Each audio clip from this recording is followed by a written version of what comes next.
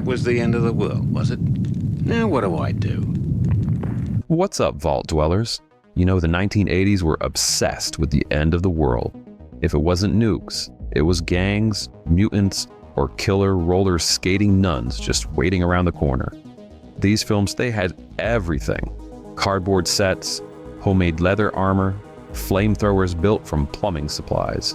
And today, we're going to count down to 13 insane 80s apocalypse B-movies. The dusty VHS treasures that prove that if civilization collapses, at least we'll still have bad hair and exploding cars.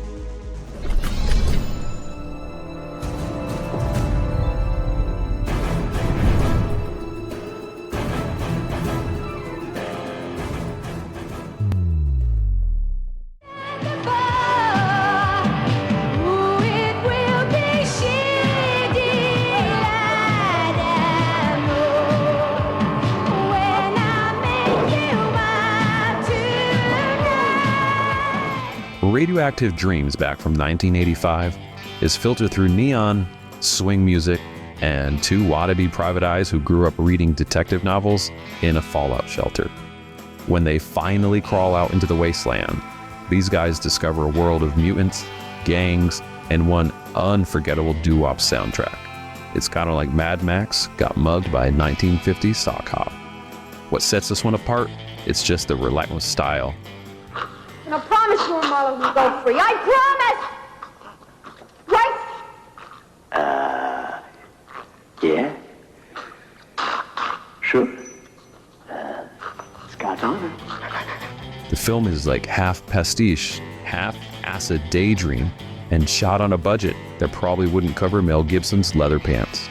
The mix of post-nuke grit and jazzy optimism, it makes it kind of unique.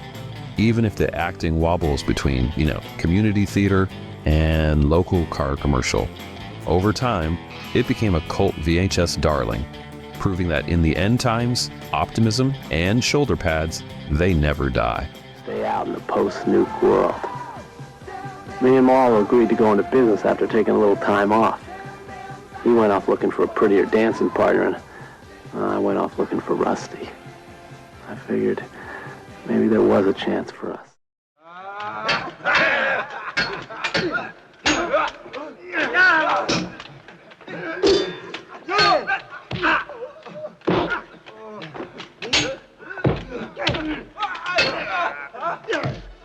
Castellari's 1990 The Bronx Warriors, made in 1982 by the way, imagines a future where the Bronx is abandoned by law enforcement and ruled by street gangs in football pads.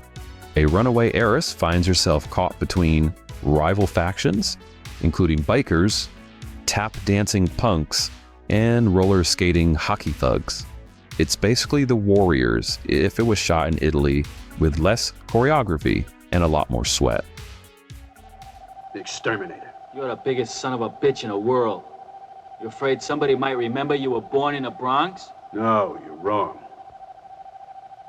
I'm gonna make sure that nobody ever forgets. Castellari, he was like the king of cinematic recycling, and here he blends Escape from New York with disco gang warfare.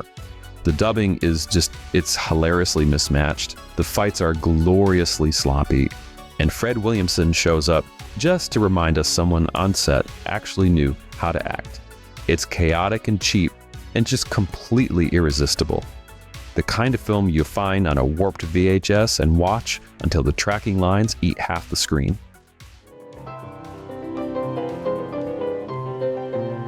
So, you're the rich chick that's gonna inherit the Manhattan Corporation. Why is it a sin? A sin? Hardly. But some disobeyed the regs, and from them came the children of darkness and disease. Blue gods to be hunted and nuked till Negia left. America 3000, it answers the eternal question of what if nuclear war left a future ruled by warrior women in bikinis while men are kept in cages and grunt like caveman? You know what? It's like every canon executive's fantasy brought to life. This was shot in Colorado on less than a shoestring, And the film's premise is both ridiculous and just surprisingly progressive. Until it isn't.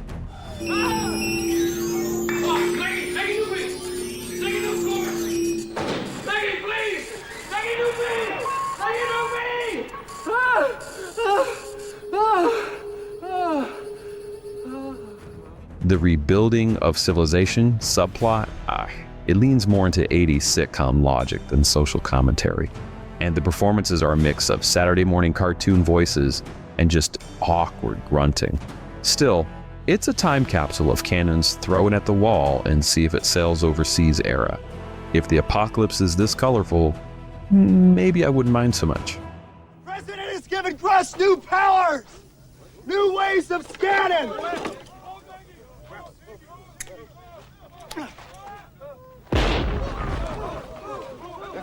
Plastic! Follow the president! Going back. There's no one left. You said yourself, the Raiders killed everyone. Someone had to survive. I have to go back to fight. What do you care? Empire of Ash is Canadian apocalypse cinema at its most proudly threadbare.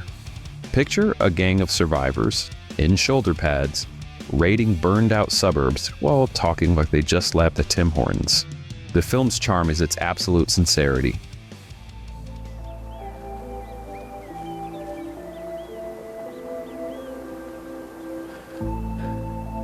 No.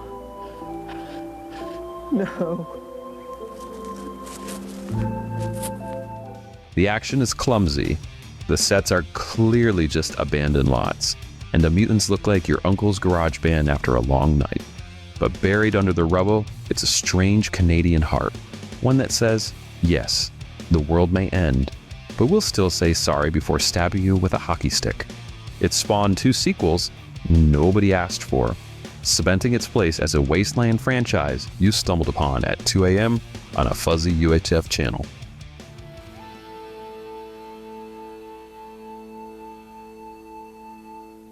Take this, you buck of bitch.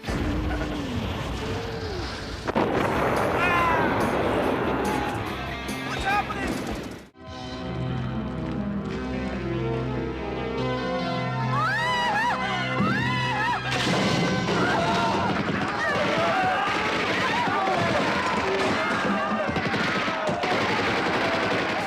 Endgame is part Mad Max, part Running Man, and just all Italian cheese. This is set in a nuclear wasteland where mutants are hunted on live television. And our hero, he tries to survive while protecting telepathic children. Because, why not? This movie, it's got everything you ever wanted. Why don't you tell me? We can exchange things with you. Sure. Depends on what you got to offer. Sweaty gladiators, incoherent dubbing, and Diamato's trademark sleeves. The action is shot like someone lost the tripod, and the mutants are just actors with cheap prosthetics and a half bottle of green paint. Yet, it is weirdly entertaining, the kind of post-apocalyptic mashup that makes you realize Italian cinema, it had 2 gears in the 80s, zombie gore and Mad Max ripoff. You guess which one this is. Even though you're his friend. That's the way the game's played. Are you a mutant? Yes, brain mutation developed my telepathic power. Some of us can use telepath to contact others. Why contact me?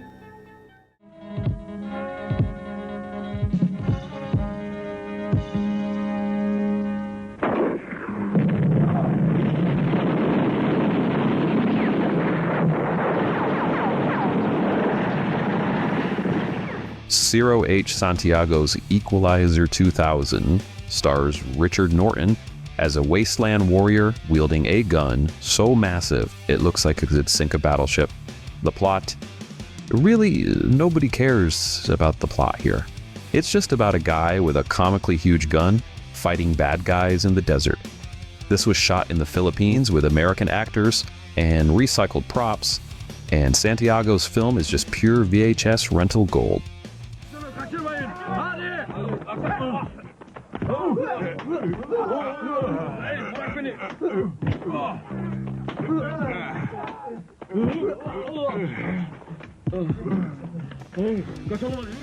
Every explosion is shot like 3 times from different angles. Every vehicle looks borrowed from a scrapyard, and the acting is only slightly more wooden than the scenery. Yet, this is the magic of Santiago. He knew exactly what 13-year-olds with VCRs wanted. Fireballs, mullets, and guns bigger than the actors holding them. By the way, speaking of oversized weapons, what's your favorite ridiculous wasteland weapon in a B-movie? Drop it in the comments below. Bonus points if it doubles as a kitchen appliance.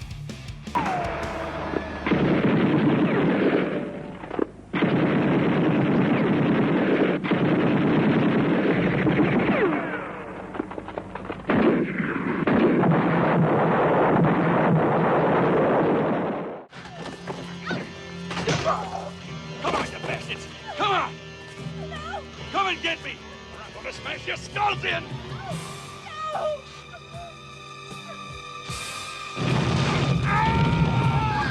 Escape from the Bronx is Castellari's sequel to Bronx Warriors, and somehow it's even wilder. This time, we have evil corporations who want to bulldoze the Bronx and turn into luxury condos, so they send in flamethrower troops to clear out the locals. That's right, gentrification with napalm. Jesus Christ! Get back! Get back! Get back!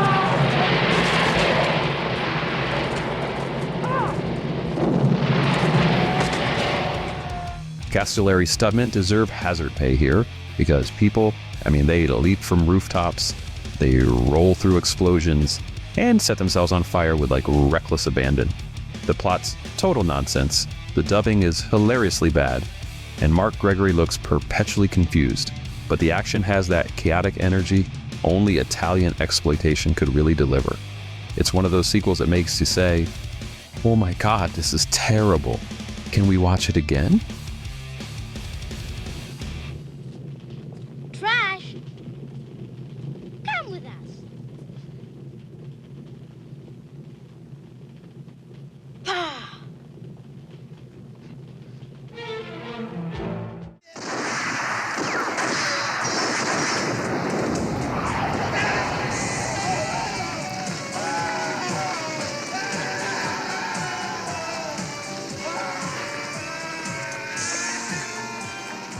Exterminator 2 follows a Vietnam vet turned vigilante who dons a welding mask and torches punks with a homemade flamethrower. It's kind of like Charles Bronson wandered into a punk concert and said, I'm gonna fix this.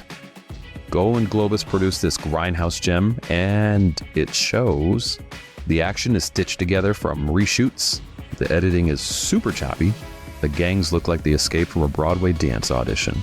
Yet, there's a gritty energy that makes it compelling, a snapshot of 80s New York where crime was terrifying, VHS rentals were booming, and apparently flamethrowers were just like the ultimate self-defense tool. Canon 8 out of had polish, but man, they had style.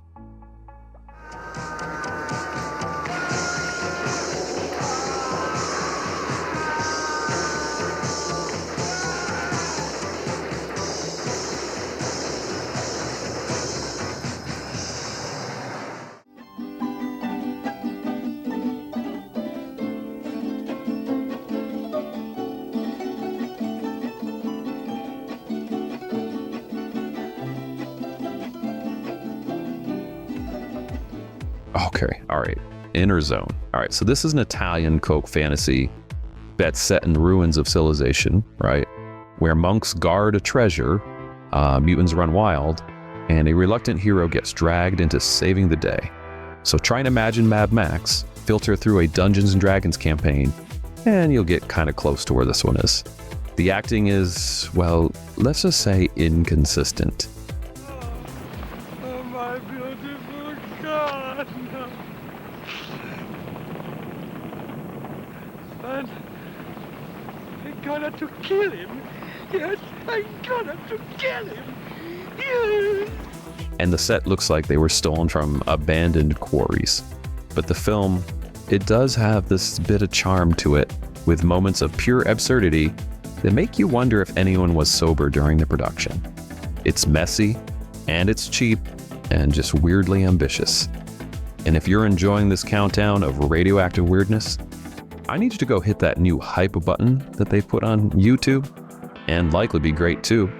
Or I'm just going to send a mutant bunk to guard and maybe take your VHS collection from you. Take my place.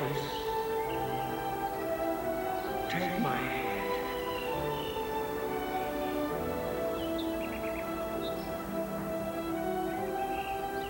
My powers.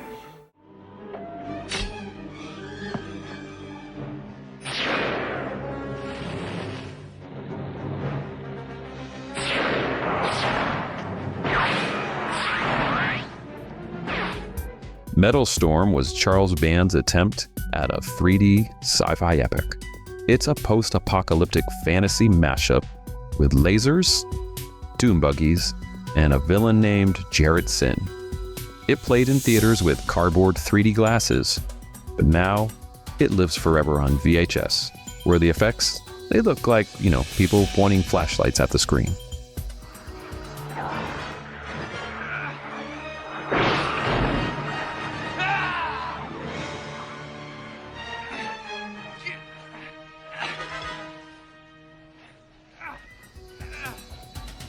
Band had ambition, if not budget. But the desert landscapes, they're gorgeous. The vehicles are cobbled together, but fun. And the story feels a bit like Star Wars after a few beers. It's clunky, it's campy, and just pure band. And watching it today, it's like stepping into a time capsule labeled, "This seems like a good idea" back in 1983.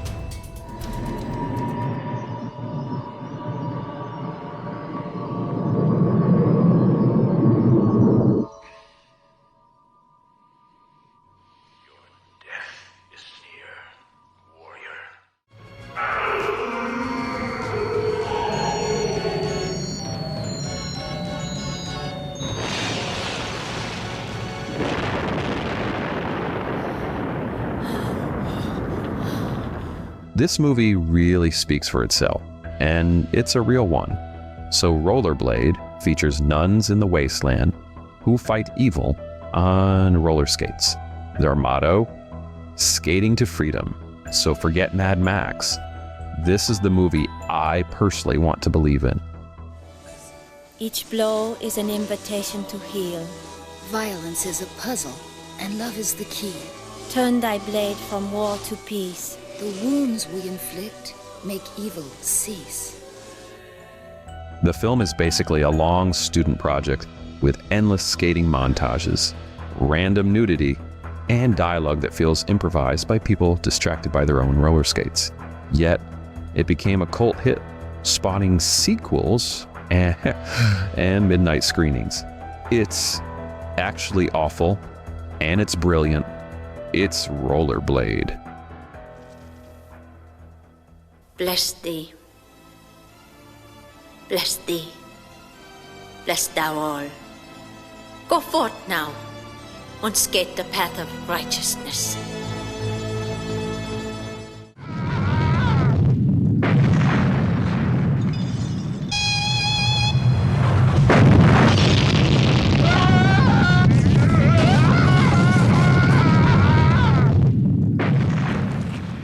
From Australia comes Smoke 'em If You Got 'em. This is a 50-minute apocalypse party movie where survivors spend the last hour of their lives blasting punk music and drinking as the nukes roll in. I mean, there's no plot. It's just some vibes. And those vibes are radioactive. This was shot on pennies, and the film feels like an end-of-the-world house party caught on VHS. It's chaotic and funny, and weirdly life-affirming. If you had only like 1 hour before the world ended, this movie suggests you spend it dancing badly, getting drunk, and cranking the amps until the bombs drop. And honestly, I'm not sure that's a bad plan. People have been tearing down my decorations from the back. What do you think this is? This is meant to be a celebration, but you're running around like animals. If any of you had been to my reconnaissance exhibition gallery, you would not. What? Stop that noise! I'm talking.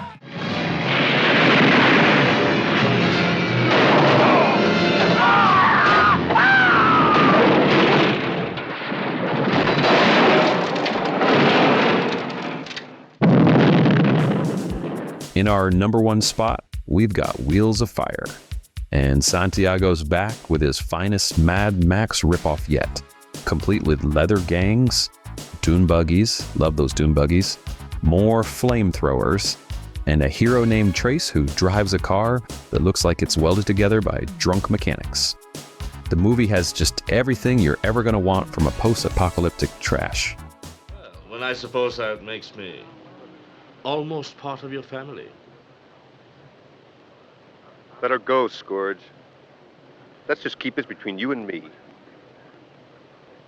Cut me loose, and we'll settle this thing once and for all. Endless car chases, desert explosions, more terrible dubbing, and villains who act like they just finished auditioning for a Motley Crue video. Santiago reuses the same stunts multiple times, but really, I mean, who cares? It's just pure wasteland joy. Wheels of Fire isn't just a B-movie. It's the radioactive crown jewel of the 80s VHS apocalypse cinema. Whew, that was a long line. Hey, what's wrong?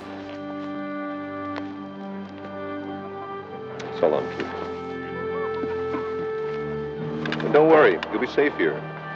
Arlen and his men will see to that. You know, the 80s apocalypse B-movie boom, it wasn't about accuracy or even subtlety. It was about imagination, some duct tape, and a few leather jackets in the desert sun. I mean, these films, they made out of then Hollywood budget blockbusters, but they gave us some wild, strange visions at the end of times, and they were somehow more fun than depressing. They also influenced decades of games, comics, and music videos, proving that bad movies can leave a lasting fallout. And if you want more apocalypse movies, let me know in the comments what do you want to see. Maybe I'll make a part 2 from your suggestions. So don't forget to grab your shoulder pads and your VHS player. And remember, keep it weird, folks. What the? Hey! Run! Run!